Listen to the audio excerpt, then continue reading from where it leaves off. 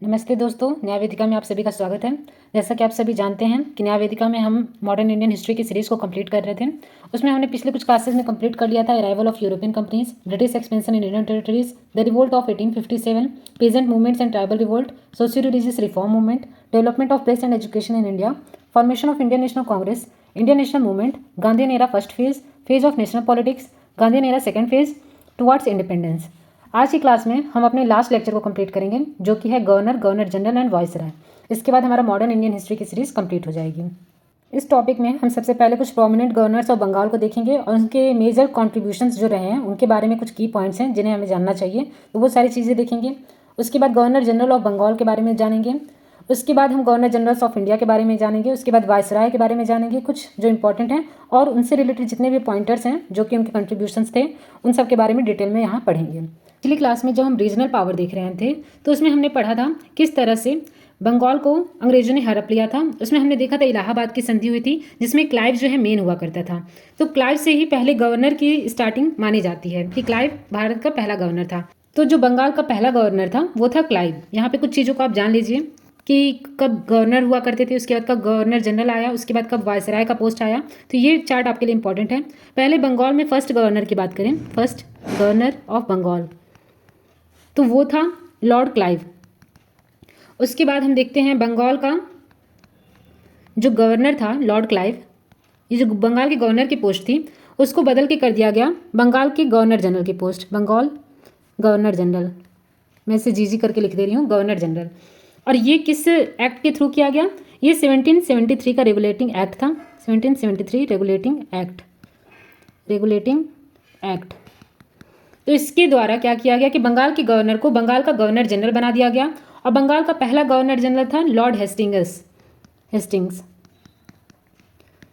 तो पहले गवर्नर, बंगाल के पहले गवर्नर की बात करें तो वो था क्लाइव, और अगर गवर्नर जनरल की बात करें तो वो था हेस्टिंग्स। उसके बाद हम देखते हैं कि ये जो बंगाल के गवर्नर जनरल की पोस्ट थी, गवर्नर जनरल ऑफ बंगाल, ये पोस्ट बदल करके भारत का India's governor general, governor general of India कर दी गई, गवर्नर जनरल ऑफ इंडिया।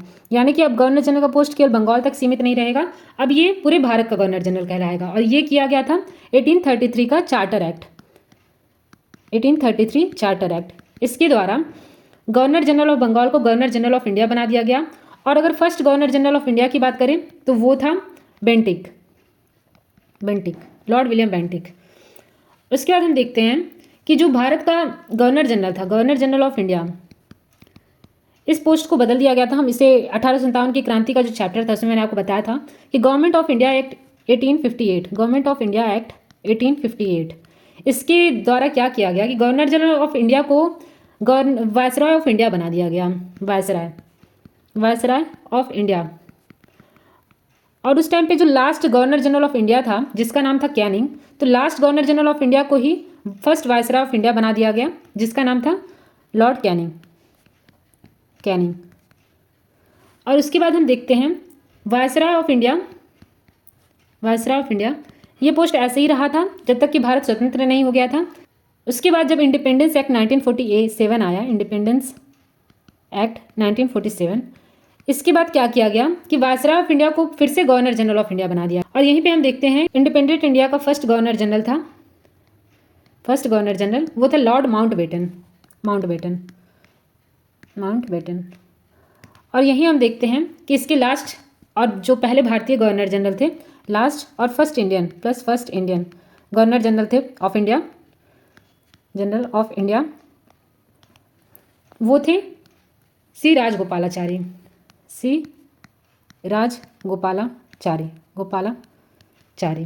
और यहीं पे गवर्नर जनरल ऑफ पाकिस्तान भी बनाया गया था, जो मैंने आपको पिछली क्लास में बताया था, वो थे मोहम्मद अली जिन्ना। फिर हम देखते हैं कि किस प्रकार से 26 जनवरी 1950 को हमारा भारतीय संविधान बनके तैयार हो गया, 26 जनवरी 1950। और गवर्नर जनरल 26 जनवरी 1950, और गवर्नर जनरल का पोस्ट हमेशा के लिए खत्म कर दिया गया, गवर्नर जनरल पोस्ट एंड हो गया और भारत के पहले राष्ट्रपति बनाए गए, यही थे इज हेड ऑफ स्टेट। तो प्रेसिडेंट बनाए गए डॉक्टर राजेंद्र प्रसाद।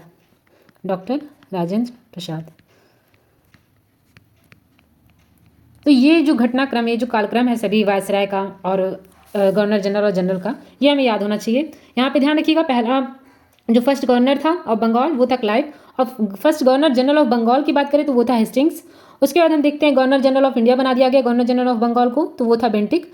उसके बाद हम देखते हैं गवर्नर जनरल ऑफ इंडिया को वायसरॉय ऑफ इंडिया बना दिया गया और फर्स्ट था कैनिंग।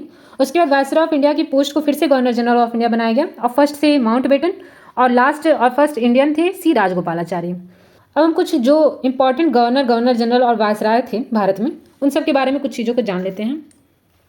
अब अगर हम गवर्नर की बात करें, गवर्नर ऑफ बंगाल गवर्नर, तो इसमें सबसे फेमस नाम हमें देखने को मिलता है रॉबर्ट क्लाइव। और इनके कुछ कंट्रीब्यूशन थे या फिर इनके जो मेजर पॉइंट्स हैं इनके बारे में वो हम देखें तो वो था पहला, इन्हीं के टाइम पे वॉर ऑफ प्लासी हुआ था। वॉर ऑफ प्लासी ये मैंने आपको पिछले क्लास में पढ़ाया था, वॉर ऑफ प्लासी जो कि 1757 में हुआ था। इस टाइम पे जो बंगाल के गवर्नर थे वो थे रॉबर्ट क्लाइव और इन्हीं के टाइम में 1765 में इलाहाबाद की संधि हुई थी, ट्रीटी ऑफ इलाहाबाद।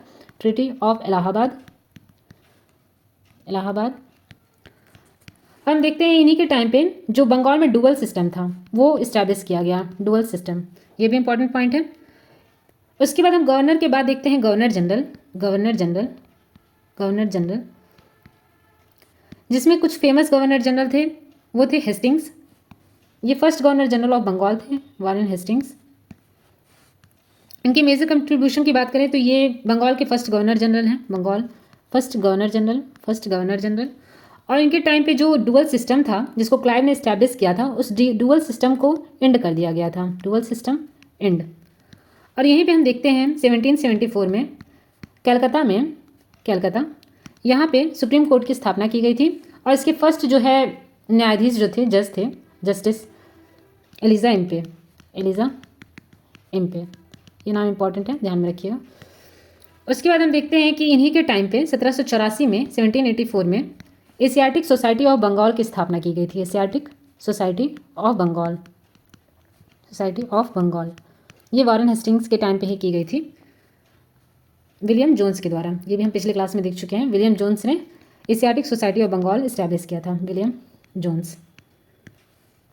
और यहीं पे हमने ये भी देखा था कि जो हिक्कीज़ बंगाल गजट आया था, भारत का जो पहला प्रकाशित समाचार पत्र था जिसको ऑगस्टीन हिक्की ने लिखा था, तो वो भी यहीं पे इसी टाइम पे पब्लिश किया गया था, द बंगाल गजट। तो ये सारी चीज़ें इंपॉर्टेंट हो जाती हैं, इसका डेट आप ध्यान में रख सकते हैं 1780। उसके बाद हम दूसरे गवर्नर जनरल की बात करें जो इम्पोर्टेंट थे, वो हैं कॉर्नवालिस।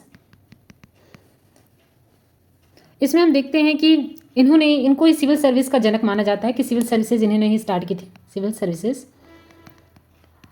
और जो पुलिस का सिस्टम था ये भी कॉर्नवालिस ने ही स्टार्ट किया था, पुलिस सिस्टम। और हम पहले ही देख चुके हैं कि भारत में रैयतवाड़ी, महलवाड़ी और परमानेंट सिस्टम हुआ करता था, परमानेंट सेटलमेंट सिस्टम, जो कि टैक्स जितने भी रेवेन्यू कलेक्शन होते थे उसके लिए ये 3 इस्टेब्लिश किए गए थे। तो यहाँ पे जो परमानेंट सेटलमेंट सिस्टम, इसके बारे में हमने पिछले क्लास में पढ़ा था, परमानेंट सेटलमेंट। तो इसका जो है इस्टेब्लिशमेंट ये कॉर्नवालिस के द्वारा ही किया गया था। उसके बाद हम देखते हैं कि गवर्नर जनरल ऑफ बंगाल को गवर्नर जनरल ऑफ इंडिया बना दिया गया, गवर्नर जनरल ऑफ इंडिया। अब कुछ important governor general of India की बात करें तो उसमें हमें सबसे पहले देखने को मिलता है लॉर्ड विलियम बेंटिंक का नाम, जो कि first governor general of India थे, लॉर्ड विलियम बेंटिक। अगर लॉर्ड विलियम बेंटिक की बात करें तो first governor general of India थे, first governor general of India.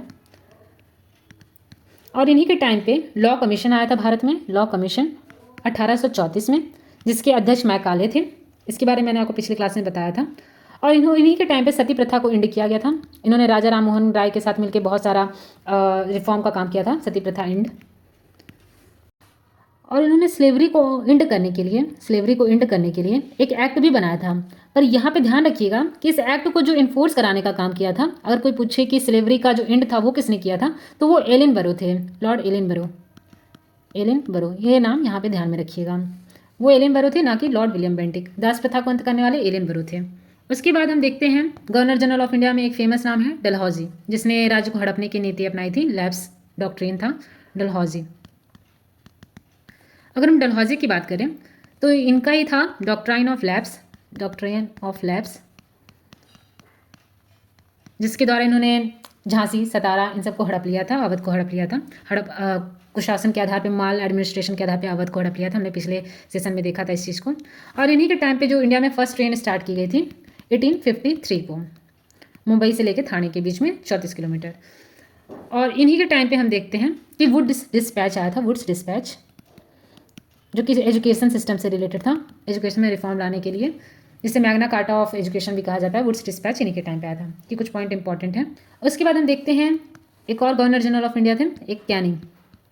Canning जो 1857 की क्रांति समय गवर्नर जनरल ऑफ इंडिया थे, और जब 1858 में गवर्नमेंट ऑफ इंडिया एक्ट आया तो कैनिंग को ही फर्स्ट वायसराय ऑफ इंडिया बना दिया गया था। तो कैनिंग जो है ये फर्स्ट वायसराय ऑफ इंडिया भी हैं, फर्स्ट वायसराय ऑफ इंडिया। और इन्हीं के टाइम पे पील कमीशन आया था, जो मैंने को बताया था कि सेना में सुधार करने के लिए पील कमीशन लाया गया था। तो पील कमीशन भी इन्हीं के टाइम पे आया था 1857 की क्रांति के बाद में। और जो इंडियन पीनल कोड 1860 था, ये भी इन्हीं के टाइम पे ड्राफ्ट किया गया था, ये याद रखिएगा। और जो मैंने आपको बताया गवर्नमेंट ऑफ इंडिया एक्ट 1858, ये भी इन्हीं के टाइम पे आया था। तो ये कुछ मेजर पॉइंट हैं कैनिंग के बारे में, जिससे आप ध्यान रखिएगा। उसके बाद हम देखते हैं वायसराय, क्योंकि अब यहाँ से वायसराय का कार्यकाल शुरू हो जाता है। वायसराय, तो वायसराय में हम यहाँ पे कैनिंग को देख चुके हैं। कैनिंग के बाद अगर बात करें तो एक फेमस थे रिपन। रिपन को एक रिफॉर्मर माना जाता है इंडियन सिस्टम में। इसने कई रिफॉर्म लाने की कोशिश की थी, रिफॉर्मर। जैसे कि इसने वर्नाकुलर जो प्रेस एक्ट था, वर्नाकुलर प्रेस एक्ट, जिसमें प्रेस एक्ट के तहत इसमें जितने भी प्रेस होते थे उन्हें बैन कर दिया जाता था, तो इसको एंड किया। और सिविल सर्विसेज का जो एग्ज़ाम होता था, सिविल सर्विसेज, इस एग्ज़ाम की जो एज थी वो 18 से बढ़ा करके 21 वर्ष कर दी गई थी। और यहीं पे हम देखते हैं कि एजुकेशन से रिलेटेड एक जो हंटर कमीशन था, हंटर कमेटी, ये भी आया था 1882 में। और फर्स्ट फैक्ट्रीज एक्ट 1881 इन्हीं के टाइम पे लाया गया था। तो ये लॉर्ड रिपन के कुछ इंपॉर्टेंट जो कंट्रीब्यूशन थे वो हमने देख लिए। इसके बाद एक इंपॉर्टेंट वायसराय आते हैं डफरिन। इनके बारे में हमने पहले ही पढ़ा था कि आईएनसी का जब फॉर्मेशन हुआ था 1885 में, तो उस टाइम पे भारत के वायसराय डफरिन ही थे। बस ये पॉइंट इसमें इंपॉर्टेंट है, आप ध्यान में रखिएगा। और इसके बाद आते हैं कर्जन। जब बंगाल का विभाजन हुआ था, कर्जन ये वायसराय थे। तो इनके बारे में कुछ इंपॉर्टेंट पॉइंट्स हैं जिनको आप ध्यान में रखिएगा। इन्हीं के टाइम पे 1905 में बंगाल डिवीज़न हुआ था, बंगाल डिवीज़न। और यहीं पे हम देखते हैं स्वदेशी जो मूवमेंट था, स्वदेशी मूवमेंट वो स्टार्ट किया गया था। ये हमने देखा था स्वदेशी मूवमेंट। और इन्हीं के टाइम पे 1904 में ASI जो आर्कियोलॉजिकल सर्वे ऑफ इंडिया है, इसका स्थापना किया गया था। ये कुछ इंपॉर्टेंट पॉइंट है कर्जन के बारे में। इसके बाद हम देखते हैं मिंटो सेकेंड। इनका नाम भी इंपॉर्टेंट है, आप ध्यान में रखिएगा। मिंटो सेकेंड की अगर बात करें तो इसमें इनके कुछ मेजर कंट्रीब्यूशंस थे, या इनके जो कुछ इंपॉर्टेंट पॉइंटर्स हैं वह है कि 1909 में जो गवर्नमेंट ऑफ इंडिया एक्ट था, जिसको मॉडले मिंटो एक्ट भी कहते हैं, तो इन्हीं के नाम पे इसका नाम मॉडले मिंटो एक्ट पड़ा था, जिसमें हमने देखा था कि जो भी कम्युनल इलेक्शन होते थे वो स्टार्ट किया गया था 1909 में मॉडले मिंटो एक्ट से ही। और यहीं पे हम देखते हैं 1907 में जो सूरत अधिवेशन हुआ था, सूरत स्प्लिट हुआ था नरम दल गरम दल में, तो ये भी यहीं पे हुआ था सूरत स्प्लिट। यहीं पे हम देखते हैं 1906 में मुस्लिम लीग इस्टेब्लिश किया गया था आगा खान के द्वारा, मुस्लिम लीग। ये सब हम पहले ही पढ़ चुके हैं, टाइम लाइन आपको पता होगा। बस उस टाइम पे याद रखिएगा कौन थे उस टाइम पे वायसराय, तो वो थे मिंटो सेकेंड। उसके बाद जो दूसरे वायसराय जो इंपॉर्टेंट है वो है हार्डिंग सेकेंड। इन्हीं टाइम पे हम देखते हैं दिल्ली दरबार लगा था और बंगाल विभाजन रद्द कर दिया गया था। तो 1911 में, इन्हीं के टाइम पे 1911 में जो बंगाल डिवीज़न हुआ था, बंगाल डिवीज़न, उसको ख़त्म कर दिया गया था। और यहीं पे हम देखते हैं कि जो भारत का कैपिटल था, इंडियाज़ कैपिटल, वो ट्रांसफ़र कर दिया गया था कलकत्ता से दिल्ली। ये कैपिटल को ट्रांसफ़र कर दिया गया था, कैपिटल ट्रांसफ़र कर दिया गया था। और यहीं पे हम देखते हैं कि दिल्ली दरबार लगा था और जो जॉर्ज V वो भारत आए थे, भारत आए थे 1911 में। और 1916 में मदन मोहन मालवीय ने और एनी बेसेंट ने home rule league movement start किया था। और 1916 में ही BHU की स्थापना भी की गई थी। और फर्स्ट वर्ल्ड वॉर का भी डेट इन्हीं के टाइम पे है, फर्स्ट वर्ल्ड वॉर, जो कि 1914 से लेकर 1919 के बीच में हुआ था। ये भी जो है हार्डिंग सेकेंड के टाइम पे ही हुआ था। अब जो नेक्स्ट वायसराय जो इंपॉर्टेंट है वो है चेम्सफोर्ड। इन्हीं के टाइम पर 1919 में रोलेट एक्ट आया था, जिसे हम ना अपील ना वकील ना दलील का कानून बोलते हैं, रोलेट एक्ट, वो इन्हीं के टाइम पे लाया गया था, रोलेट एक्ट। और इन्हीं के टाइम पे 1919 में हम देखते हैं मॉन्टेग्यू चेम्सफोर्ड एक्ट भी आया था, मॉन्टेग्यू चेम्सफोर्ड, इन्हीं के नाम पे देखिए, मॉन्टेग्यू चेम्सफोर्ड के नाम पे मॉन्टेग्यू चेम्सफोर्ड एक्ट कहा जाता है 1919 का जो गवर्नमेंट ऑफ इंडिया एक्ट था। और इसी के थ्रू हम पहले ही देख चुके हैं कि प्रांतों में जो द्वैत शासन थे, प्रोविंसेस में डुअल सिस्टम स्टार्ट किया गया था, डुअल सिस्टम। यहाँ पे याद रखिए प्रोविंसेस में स्टार्ट किया गया था, ना कि सेंट्रल लेवल पे स्टार्ट किया गया था। प्रोविंसेस में डुअल सिस्टम स्टार्ट किया गया था, ये भी क्वेश्चन कई बार पूछा गया है। और इन्हीं के टाइम पे जो फेमस जलियांवाला इंसिडेंट हुआ था, जलियांवाला इंसिडेंट ये 1919 में हुआ था। और इसी के बाद हम देखते हैं जो नॉन कोऑपरेशन मूवमेंट था, नॉन कोऑपरेशन मूवमेंट वो स्टार्ट किया गया था, नॉन कोऑपरेशन मूवमेंट भी स्टार्ट किया गया था 1920 में। ये कुछ इंपॉर्टेंट पॉइंट है चेम्सफोर्ड से रिलेटेड। उसके बाद हम देखते हैं रीडिंग, ये उसके बाद इंपॉर्टेंट वायसराय हैं रीडिंग। इनके अगर कुछ मेजर कंट्रीब्यूशंस की बात करें तो इन्हीं के टाइम पे विश्वविद्यालय, विश्व भारती विश्वविद्यालय जो था, विश्व भारती विश्वविद्यालय, विश्व भारती यूनिवर्सिटी, ये स्टैब्लिश की गई थी कलकत्ता में बाय रविन्द्रनाथ टैगोर। और जो हमने जो पीजेंट मूवमेंट्स देखा था उसमें मोपला जो पीजेंट था केरल में जो हुआ था मोपला रिवोल्ट, वो यहीं पे इन्हीं के टाइम पे हुआ था 1921 में। और स्वराज पार्टी जो हमने डिस्कस किया था पिछले कुछ क्लासेस में, स्वराज पार्टी, तो वो 1923 में इन्हीं के टाइम पे उसे लाया गया था चित्तरंजन दास के द्वारा। उसके बाद हम देख लेते हैं इरविन, इन्हीं के टाइम पे गांधी इरविन जो पैक्ट हुआ था वो हुआ था इरविन। इनका जो ड्यूरेशन है 1926 से लेकर 1931 के बीच में है। इनके कुछ मेजर की पॉइंटर्स की बात करें तो इन्हीं के टाइम पे जो है बटलर आयोग आया था, बटलर आयोग, ये क्वेश्चन यूपीएससी में पूछा गया था, बटलर आयोग किसके टाइम पे आया था, तो वो इरविन के टाइम पे आया था। और साइमन कमीशन भी जो 1927 में बना था और 1928 से भारत आया था, तो साइमन कमीशन भी इन्हीं के टाइम पे आया था भारत। और शारदा एक्ट, शारदा एक्ट इन्हीं के टाइम पे इसे इन्फोर्स किया गया था। और हम यहाँ पे देख चुके हैं नेहरू रिपोर्ट जो कि 1928 का था, नेहरू रिपोर्ट, ये भी इन्हीं के टाइम पे लाया गया था। अब महात्मा गांधी ने दांडी मार्च, जो मैंने आपको बताया था 6 मार्च से लेकर 12 अप्रैल तक चला था दांडी मार्च, तो 1930 में ये भी यहाँ पे स्टार्ट किया गया था। और जो गांधी इरविन पैक्ट हुआ था जो मैंने आपको बताया, गांधी इरविन पैक्ट जो कि 1931 में हुआ था, वो भी इन्हीं के टाइम पे हुआ था। उसके बाद जो इंपॉर्टेंट वायसराय हैं वो है लिन लिथगो, लिन लिथगो। अगर हम लिन लिथगो की बात करें तो इन्हीं के टाइम पे जो भारत छोड़ो आंदोलन था, क्विट इंडिया मूवमेंट स्टार्ट किया गया था 1942 में, क्विट इंडिया मूवमेंट जो हमने पिछले क्लास में देखा था, क्विट इंडिया मूवमेंट 1942, ये भी इन्हीं के टाइम पे किया गया था। और फिर हम देखते हैं जो सेकेंड वर्ल्ड वॉर था, सेकेंड वर्ल्ड वॉर जिसके बारे में हमने डिस्कस किया था 1939 से 45 के बीच में, ये भी इन्हीं के टाइम पे हुआ था जब ये भारत में वायसराय हुआ करते थे। और इन्हीं के टाइम पे जो अगस्त प्रपोजल था, मैंने पिछले क्लास में आपको बताया था अगस्त प्रपोजल, तो वो भी इन्हीं के टाइम पे लाया गया था 1940 में। और जो क्रिप्स मिशन जो भेजा गया था भारत में, क्रिप्स मिशन, ये भी इन्हीं के टाइम पे आया था 1942 में। तो उस टाइम पे याद रखिएगा वायसराय लिन लिथगो थे। उसके बाद अगर हम लास्ट वायसराय ऑफ इंडिया और first viceroy of independent India की बात करें तो वो थे Lord Mountbatten, Mountbatten, Mountbatten. Mountbatten plan भी हम देख चुके हैं, इन्हीं के टाइम पे आया था, जो कि 3 जून में भारत पाक का विभाजन किया गया था, इंडिया और पाक का विभाजन, इंडिया एंड पाक, पाकिस्तान। और इन्हीं के बाद हम देखते हैं कि भारत में फिर से गवर्नर जनरल का पोस्ट लाया गया और सी राजगोपालाचारी, राजगोपालाचारी ये भारत के फर्स्ट गवर्नर जनरल थे जो कि इंडियन थे, फर्स्ट इंडियन गवर्नर जनरल। और यहीं पे हम देखते हैं इसके बाद गवर्नर जनरल का पोस्ट खत्म हो गया और उसके बाद जो है प्रेसिडेंट का पोस्ट आ गया था और हमारे फर्स्ट प्रेसिडेंट बने of independent India Bharat Ratna doctor Rajendra Prasad. अब हम इन सब के बारे में डिटेल में अपनी स्लाइड में देख लेते हैं।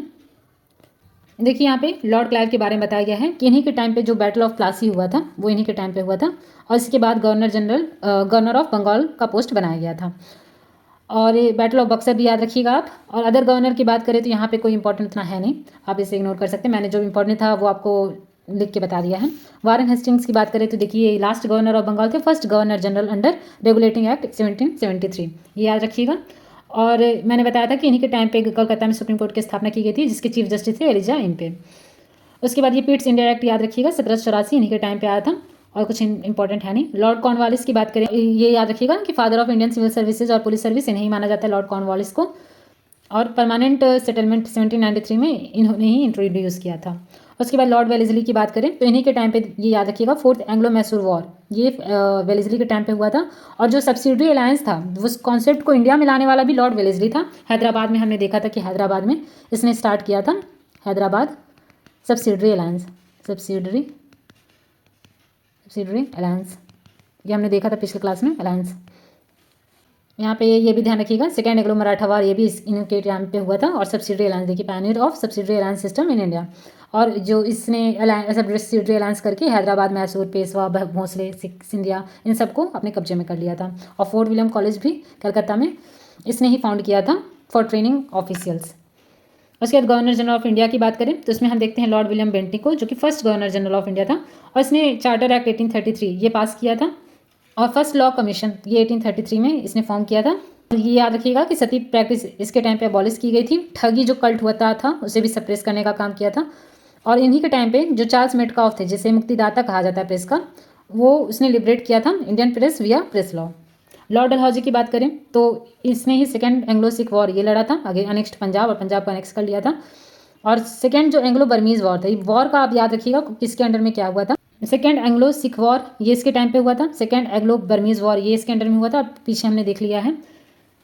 फोर्थ एंग्लो मैसूर वॉर ये वेलेस्ली के टाइम पे हुआ था, और सेकेंड एंग्लो मराठा वॉर ये भी वेलेस्ली के टाइम पे हुआ था। और ये मैंने आपको बताया था कि जो फर्स्ट रेलवे लाइन थी मुंबई से थाने के बीच में 1853 में इन्हीं के टाइम पे चलाई गई थी। डॉक्ट्राइन ऑफ लैप्स ये भी इसी ने ही लाया था, और वुड्स डिस्पैच इसके टाइम पे आया था, ये ध्यान में रखिएगा। टेलीग्राफ सर्विस 1851 में, ये इंपॉर्टेंट है। और ये मैंने आपको बताया कि डॉक्ट्राइन ऑफ लैप्स के द्वारा इसने सतारा, संबलपुर, उदयपुर, झांसी, नागपुर, अवध इन सबको अपने कब्जे में कर लिया था।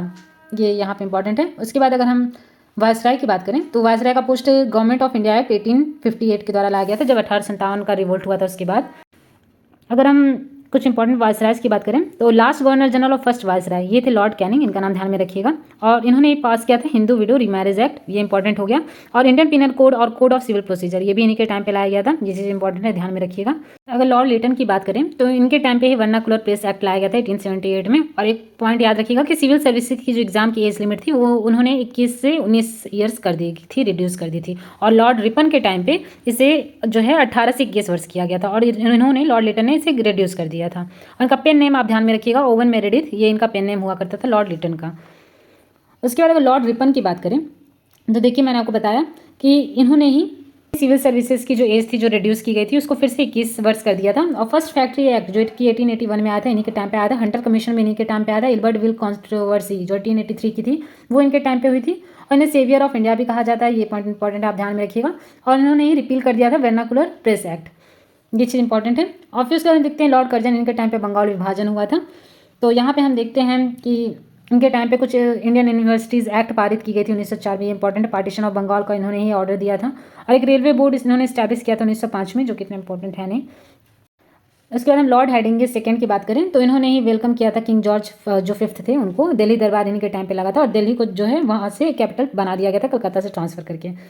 और यहीं पे हम देखते हैं वर्ल्ड वॉर फर्स्ट वो इधर पे हुआ था, और गांधी जी रिटर्न हुए थे from south Africa. Banaras Hindu university ये स्टैब्लिश की गई थी 1916 में।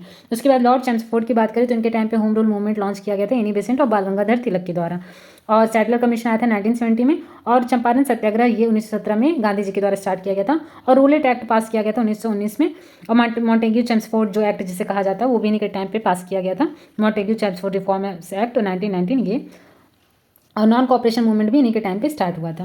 उसके बाद लॉर्ड इरविन की बात करें तो इनके टाइम पे इंडियन नेवी एक्ट 1927 जो है पास किया गया था। सैमन कमीशन देखिए 1927 में जो है इसे अपॉइंट किया गया था, और भारत में 1928 में आया था।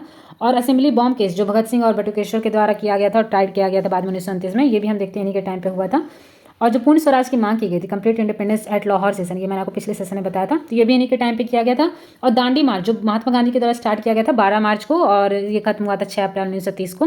पहले साल मैंने आपको इसे 6 मार्च और 12 अप्रैल बता दिया, इसे सही कर लीजिएगा। ये था 12 मार्च से लेकर 6 अप्रैल 1930 के बीच में, और साल्ट टैक्स के विरोध में अगेंस्ट में किया गया था। और फर्स्ट राउंड टेबल कॉन्फ्रेंस ये भी इन्हीं के टाइम पे की गई थी। और गांधी इरविन पैक्ट जो हुआ था, इनका नाम इन्हीं के नाम पे है गांधी इरविन पैक्ट, ये 5 मार्च 1931 को इन्हीं के टाइम पे किया गया था।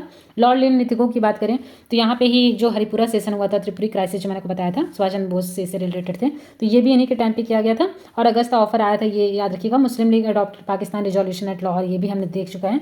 और क्रिप्स मिशन आया था, क्विट इंडिया मूवमेंट बिगेन किया गया था, और गांधी जी ने डू और डाई का यहाँ स्लोगन दिया था। लॉर्ड वेवल की बात करें तो इनके टाइम पे लॉर्ड इंडियन नेवी म्यूटनी हुई थी, हमने पढ़ा था कि आईएनएस तलवार पे क्विट इंडिया लिख दिया गया था। और मुस्लिम लीग ने डायरेक्ट एक्शन डे मनाया था कि उन्हें स्वीकार नहीं था, कम्युनल रिवॉर्ड्स ये सब स्टार्ट हो गए थे यहाँ पे। और फिर उसके बाद हमने ये भी देखा था शिमला कॉन्फ्रेंस, वेवल प्लान, ये सब हम पढ़ चुके हैं, तो ये सब लॉर्ड वेवल के टाइम पे हुआ था।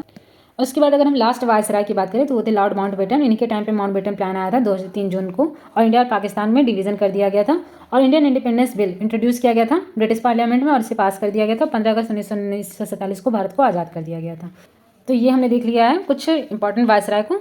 अब हम इससे रिलेटेड जितने भी प्रीवियस ईयर क्वेश्चन है जो कि यूपी पीसीएस जे में, यूपी एपीयू में और यूपी पीसीएस के जो डिफरेंट और वेरियस एग्जाम्स है उसमें पूछे गए हैं, अब हम उसे कवर कर लेते हैं। यहाँ हम क्वेश्चन के माध्यम से अगर कुछ और भी इंपॉर्टेंट पॉइंट होंगे गवर्नर जनरल और वायसराय से रिलेटेड, तो इस क्वेश्चन के माध्यम से हम उन्हें भी समझने का प्रयास करेंगे। जो चीज़ स्लाइड में नहीं लिखी गई है उसे क्वेश्चन के माध्यम से समझेंगे, इसलिए मैंने उस तरह के क्वेश्चन लिए हैं ताकि कोई भी पॉइंट आपका छूटे नहीं। तो इसमें पहला बताया गया है कि third Anglo Maratha war took place during the period of which governor general. तो ये लॉर्ड हेस्टिंग्स थे, लॉर्ड हेस्टिंग्स। अब यहाँ पे ध्यान रखिएगा कि जो फर्स्ट एंग्लो मराठा वॉर था, फर्स्ट एंग्लो मराठा वॉर, इसका जो डेट था 1775 से लेके 1782 के बीच में, और ये किया गया था वॉरेन हेस्टिंगस के टाइम पे, हेस्टिंगस। और जो सेकेंड एंग्लो मराठा वॉर है, ये 1803 से 1805 के बीच में चला था, और ये इस टाइम पे जो गवर्नर जनरल थे वो थे वेलेस्ली। और उसके बाद हम बात करें थर्ड एंग्लो मराठा वॉर की, एंग्लो मराठा वॉर। ये जब हम एंग्लो मराठा वॉर पढ़ रहे थे उस टाइम मैंने आपको डिटेल में बताया था। यहाँ पे आप ध्यान में रखिएगा 1817 से लेकर 1817 से 1818 के बीच में। तो इस टाइम पे जो थे गवर्नर जनरल वो हेस्टिंग्स ही थे। ये इंपॉर्टेंट पॉइंट है, आप ध्यान में रखिएगा। उसके बाद नेक्स्ट क्वेश्चन है McDonnell commission to suggest the relief measures against famine appointed by. तो ये पॉइंट किया गया था लॉर्ड कर्जन के द्वारा। ये इंपॉर्टेंट पॉइंट है, आप ध्यान में रखिएगा। लॉर्ड कर्जन के टाइम पे मैकडोनल्ड कमीशन लाया गया था। स्लाइड में भी देख लीजिए, स्लाइड में ये सारी चीज़ें लिखी गई हैं। जैसे लॉर्ड कर्जन के टाइम पे ही फेमाइन कमीशन अपॉइंट किया गया था और इससे चेयर किया गया था एंथनी मैकडोनल्ड के द्वारा। ये सारे क्वेश्चन हैं जो स्लाइड में आपके मेंशन किए गए हैं, आप इसे देख सकते हैं।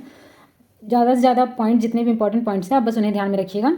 और फिर उसके बाद match list 1 with list 2 and select the correct answer using the codes given below the list. यहाँ पे आप ध्यान में रखिएगा लॉर्ड कर्जन का जो एजम्पशन ऑफ ऑफिस है, ये एजम्पशन ऑफ ऑफिस 1899 में हुआ था। और उसके बाद लॉर्ड मिंटो की बात करें तो इसका 1905 में हुआ था। लॉर्ड हार्डिंगे की बात करें तो ये 1910 में हुआ था। और लॉर्ड इरविन की बात करें तो ये 1926 में हुआ था। इन्हीं के टाइम पे इरविन पैक्ट हुआ था, गांधी इरविन पैक्ट। तो इसका जो करेक्ट ऑप्शन हो जाएगा वो हो जाएगा 3 1 2 4, ये सही आंसर है। उसके बाद है next question, which viceroy of India was murdered by A convict in Andaman and Nicobar island while he was on tour.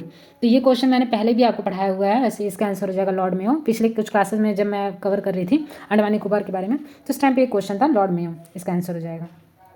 Next question है the British imperial capital was transferred from Calcutta to Delhi. ये भी मैंने आपको बता दिया है, ये हार्डिंगे के टाइम पे हुई थी। आप चाहें तो साइड में देख सकते हैं, यहाँ पर देख लीजिए। यहाँ पे बताया गया है कि जो दिल्ली था वो कैपिटल को शिफ्ट कर दिया गया था, दिल्ली दरबार यहीं पे आयोजित किया गया था। Declare Delhi as capital of India, new capital Calcutta से ट्रांसफर किया गया था। उसके बाद नेक्स्ट क्वेश्चन पे आते हैं। इसमें पूछा गया the British imperial capital was transferred from Calcutta to Delhi during the time of. तो ये मैंने आपको बताया था 1911 का ये टाइम ड्यूरेशन था। उस टाइम पे जो वायसराय थे वो थे हार्डिंगे। ये स्लाइड में भी आप देख सकते हैं, हार्डिंगे। इन्हीं के टाइम पे कलकत्ता से ट्रांसफर किया गया था इंडियाज कैपिटल टू दिल्ली। ये इंपॉर्टेंट पॉइंट है, दिल्ली दरबार वहीं के टाइम पे आया था। उसके बाद नेक्स्ट क्वेश्चन की तरफ आते हैं। इसमें पूछा गया who among the following was prosecuted for impeachment by the British parliament. तो ये नाम आप ध्यान में रखिएगा कि ये थे वॉरेन हेस्टिंग्स। ये क्वेश्चन आप ध्यान में रखिएगा, वॉरेन हेस्टिंग्स।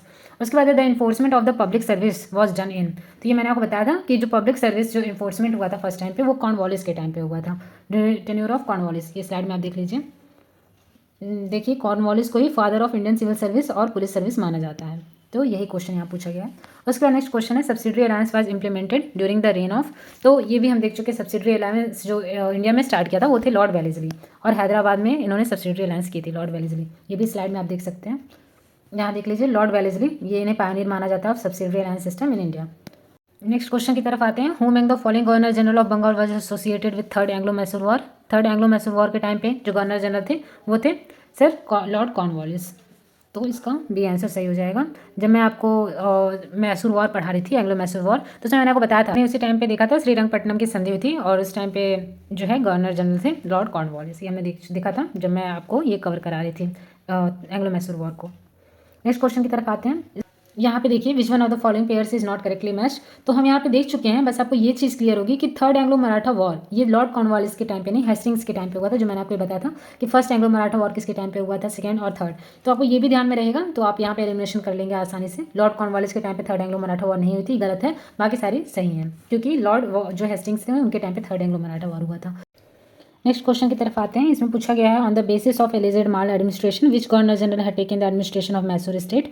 तो मैसूर स्टेट का जो एडमिनिस्ट्रेशन था वो हड़पा था लॉर्ड विलियम बेंटिक ने। वहीं अगर अवध की बात करें तो वो थे लॉर्ड डलहौजी, तो मैसूर की बात करें तो वो थे lord William Bentinck. Next question which governor general had abolished slavery. तो मैंने बताया था कि स्लेवरी को अबॉलिश करने का श्रेय जाता है लॉर्ड एलनबर्ग को। ये देख लीजिए स्लाइड में मैंने आपको बताया था। यहाँ देखिए स्लेवरी का जो एक्ट था वो तो पास किया गया था विलियम बेंटिक के टाइम पे, पर इसे इन्फोर्स कराने का जो श्रेय है वो एलन बरो के जाता है। तो यहाँ पे एलन बरो इसका जो है राइट आंसर है। उसके बाद who had merge Sikkim in India, तो ये भी एक इंपॉर्टेंट क्वेश्चन बनता है, ये स्लाइड में नहीं है इसलिए मैंने ये क्वेश्चन लिया ताकि आपके ध्यान में रहे। तो जो सिक्किम था वो जो है मर्ज करने वाले इंडिया में थे लॉर्ड डलहौजी, ये नाम इंपॉर्टेंट है, आप ध्यान में रखिएगा। उसके बाद in whose rule the widow remarriage act was implemented in, तो ये भी हमने देख लिया है, ये थे लॉर्ड कैनिंग। यहाँ देखिए लॉर्ड कैनिंग के टाइम पे ही हिंदू विडो रीमैरिज एक्ट 1856 ये पास किया गया था, ये क्वेश्चन पूछा गया था। नेक्स्ट क्वेश्चन की तरफ आते हैं, इसमें है Queen Victoria's manifesto was read out in Allahabad on November 1, 1858 by, जो 1858 का जो गवर्नमेंट ऑफ इंडिया एक्ट था उसे रीड किया गया था इलाहाबाद से, और इसे रीड करने वाले थे लॉर्ड कैनिंग। इन्हें ही इंडिया ये जो है उस टाइम पे गवर्नर जनरल थे, और इनको जो है इनका पोस्ट जो है बदल के वायसराय का पोस्ट कर दिया गया था। तो ये फर्स्ट वायसराय ऑफ इंडिया भी माने जाते हैं, फर्स्ट वायसराय ऑफ इंडिया, और इन्हीं के टाइम पे जो है गवर्नमेंट ऑफ इंडिया एक्ट 1858 आया था, और इसे इलाहाबाद से पढ़ाया गया था इन्हीं के द्वारा। उसके बाद है which one of the following is correctly matched, तो कौन सा करेक्टली मैच्ड है। अगर हम लॉर्ड एलन बरो की बात करें तो यहाँ पे अनेक्सेशन ऑफ अवध नहीं हुआ था, अनेक्सेशन ऑफ सिंध हुआ था इनके टाइम पे। ये क्वेश्चन मैंने इसीलिए लिया है ताकि आप ध्यान में रखिए कि लॉर्ड एलन बरो के टाइम पे सिंध का अनेक्सेशन हुआ था। लॉर्ड डलहौजी के टाइम पे यहाँ पे हम देखते हैं कि अवध का चार्ज लिया गया था माल एडमिनिस्ट्रेशन के आधार पे, कि यहाँ पे माल एडमिनिस्ट्रेशन है, इस तरह से कह के हड़प लिया गया था। लॉर्ड वेलेस्ली के टाइम पे फोर्थ एंग्लो मैसूर वॉर हम देख चुके हैं, तो ये करेक्ट है, ये सही होगा। उसके बाद थर्ड एंग्लो मराठा वॉर की बात करें तो यहाँ पे आप ध्यान रखिएगा, थर्ड एंग्लो मराठा वॉर ये हुआ था वॉरेन हेस्टिंग्स के टाइम पे, वॉरेन हेस्टिंग्स, ये हम पहले देख चुके हैं वॉरेन हेस्टिंग्स। तो ये क्वेश्चन इसलिए मैंने लिया है ताकि आपको ये चीज़ें क्लियर हो जाएं कि लॉर्ड वेलेस्ली के टाइम पे फोर्थ एंग्लो मैसूर वॉर हुआ था, और वॉरेन हेस्टिंग्स के टाइम पे थर्ड एंग्लो मराठा वॉर हुआ था। ये मैंने पीछे भी डिस्कस किया है।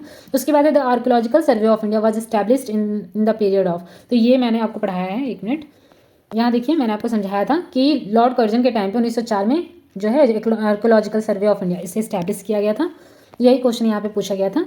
तो इसका है आंसर लॉर्ड कर्जन, ये सही आंसर हो जाएगा। नेक्स्ट क्वेश्चन की तरफ आते हैं, इसमें पूछा गया है the first census of India during the period British period was held during the tenure of, तो फर्स्ट सेंसस ऑफ इंडिया ये लॉर्ड मेयो के टाइम पे किया गया था, ये एक बहुत इंपॉर्टेंट क्वेश्चन है, आप याद रखिएगा कि first census of India start किया गया था लॉर्ड मेयो के टाइम पे। उसके बाद है which one of the following viceroys of India was murdered by a convict in Andaman and Nicobar island while he was on tour, तो ये भी हम देख चुके हैं, ये भी थे लॉर्ड मेयो ही, लॉर्ड मेयो का मैंने आपको स्लाइड में नहीं कवर कराया था, इसलिए मैंने इनके कुछ क्वेश्चंस ले लिए थे ताकि इनके बारे में भी आपको कुछ चीज़ों की जानकारी हो जाए। उसके नेक्स्ट क्वेश्चन पे है, तो इसमें पूछा गया who had the longest tenure as the viceroy of India, तो इसका आंसर होगा लॉर्ड कर्जन। ये मैंने आपको स्लाइड में यहाँ पे दे दिया है कि किसका टेन्योर कहाँ तक था, तो लॉर्ड कर्जन इसमें से सबसे ज़्यादा जो लॉन्गेस्ट टेन्योर था वो वायसराय में, तो वो लॉर्ड कर्जन का था। नेक्स्ट क्वेश्चन है which one of the following pairs is not correctly matched, तो यहाँ पे देखिए लोकल सेल्फ गवर्नमेंट ये लिटन ने नहीं जबकि रिपन ने स्टार्ट किया था, ये हम स्लाइड में देख चुके हैं कि father of self local government जो था वो उसका फादर माने जाते हैं लॉर्ड रिपन को। यहाँ पे देखिए father of local self government ये माना जाता है लॉर्ड रिपन को। और बाकी यहाँ पे मैंने आपके लिए लिया है क्वेश्चन ताकि आप याद रखें, सब्सिडरी अलायंस ये जो है लॉर्ड वेलेस्ली से रिलेटेड है, डॉक्ट्राइन ऑफ लैप्स ये मैंने आपको बताया था लॉर्ड डलहौजी से रिलेटेड है, और परमानेंट सेटलमेंट ये मैंने आपको बताया था लॉर्ड कॉर्नवालिस से रिलेटेड है, पर यही लोकल सेल्फ गवर्नमेंट ये लिटन से नहीं जबकि रिपन से रिलेटेड है। उसके बाद यहाँ पे देखिए इसे मैच करने के लिए कहा गया है, इसमें कहा गया है लॉर्ड डलहौजी, तो ये हम देख चुके हैं ये डॉक्ट्राइन ऑफ लैप्स से रिलेटेड थे। लॉर्ड विलियम बेंटिक की बात करें तो ये प्रोहिबिशन ऑफ सती ये हमने देखा था राजा राम मोहन के साथ राय के साथ मिलकर इन्होंने किया था। लॉर्ड रिपन की बात करें तो ये रिलेटेड है लोकल सेल्फ गवर्नमेंट से अभी हमने देखा। लॉर्ड कर्जन ये रिलेटेड है डिवीजन ऑफ बंगाल से, तो इस तरह से पहले का डी, दूसरे का ए, बी, तीसरे का बी और चौथे का सी, तो हमारा यहाँ पे ए आंसर सही हो जाएगा। तो इस तरह से आज हमने मॉडर्न इंडियन हिस्ट्री की सीरीज़ का लास्ट क्लास भी कंप्लीट कर लिया है जो कि था गवर्नर जनरल एंड वायसराय। अगर आपको हमारी ये मॉडर्न इंडियन हिस्ट्री की सीरीज़ पसंद आई हो तो आप जो भी आपका सजेशन होगा, ओपिनियन होगा, वो आप कमेंट बॉक्स में लिख सकते हैं, और आगे आप कौन सी सीरीज़ चाहते हैं जिसे हम कंटिन्यू करें तो इसके बारे में भी आप कमेंट बॉक्स में हमें बता दीजिएगा। अगर आपको आज की क्लास अच्छी लगी हो और चीज़ें समझ में आ रही हों तो न्याय वेदिका के चैनल को ज़्यादा से ज़्यादा लाइक कीजिए, शेयर कीजिए, सब्सक्राइब कीजिए, और आपका कोई भी ओपिनियन या सजेशन है तो आप उसे कमेंट बॉक्स में ज़रूर लिखिएगा। आपके द्वारा इस चैनल को लाइक करना, शेयर करना और सब्सक्राइब करना हमारे लिए एक मोटिवेशन का काम करता है, जिससे हम आगे और भी सब्जेक्ट्स को भी कवर करने के लिए मोटिवेट होंगे। तो इसलिए आपका साथ बहुत ज़्यादा ज़रूरी है, तभी हम इस सीरीज़ को कंटिन्यू कर पाएंगे। और अगर आपको ये स्लाइड चाहिए होगी जिससे यहाँ आपकी क्लासेस कवर कराई जाती हैं, ये स्लाइड कुछ सैम्पल्स हैं, तो आप इस व्हाट्सएप नंबर पे कांटेक्ट कर सकते हैं। आपको ये स्लाइड केवल 49 रुपीज़ में मिल जाया करेगी, और इसके साथ ही आपको जो भी यहाँ PYQ डिस्कस किए जाते हैं उसका भी PDF प्रोवाइड करा दिया जाएगा जो कि बिल्कुल फ्री है। ये जो PYQ का PDF होगा उसमें आपको जितने भी क्लासेज हो चुकी हैं उसके PDFs दे दिए जाएंगे, और जैसे जैसे आगे की क्लासेज होती रहेंगी आपको PDF प्रोवाइड कराया जाता रहेगा। और इसके साथ ही आपको ये जो वेदिका कैप्सूल के बारे में मैंने आपको बताया, जो ये स्लाइड्स हैं ये भी आपको दे दी जाएगी, जिससे आप ज़्यादा से ज़्यादा इसका यूज़ कर सकें। इसमें हर चीज़ें बहुत ही क्रिस्प और शॉर्ट फॉर्म में दी गई हैं। केवल वही चीज़ें इसमें मेंशन है जो कि आपके एग्जाम पॉइंट से रिलेवेंट हैं, तो इससे आप कम समय में ज़्यादा से ज़्यादा चीज़ें ग्रास्प कर पाएंगे। तो आप इसे ज़रूर परचेज़ कीजिएगा। Thank you so much. मिलते हैं अगले सेशन में।